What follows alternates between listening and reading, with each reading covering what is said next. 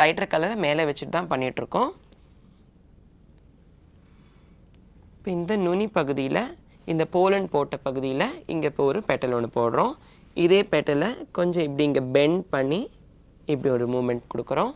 அதுக்கப்புறம் இந்த பக்கம் முதல்ல போட்ட மாதிரி ஒரு மூமெண்ட் பண்ணி இப்படி கம்ப்ளீட் பண்ணுறோம். ஸோ இப்போ பார்த்தீங்கன்னாக்கா இது ஃப்ரண்ட்டில் எழும்பி நிற்கிற இந்த பெட்டல் எஃபெக்ட் உங்களுக்கு வந்துடும்.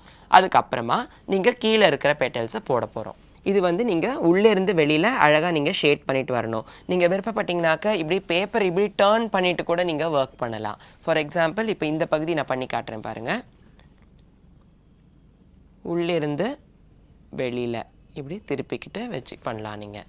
அதே மாதிரி இன்னும் ஃப்ரண்ட் பெட்டல் உள்ளிருந்து வெளியில். ஸோ இந்த மாதிரி கொண்டு வந்துக்கணும். அதே மாதிரி நான் சொன்ன மாதிரி ஒரு பெட்டலுக்கும் லோட் பண்ணிக்கணும்.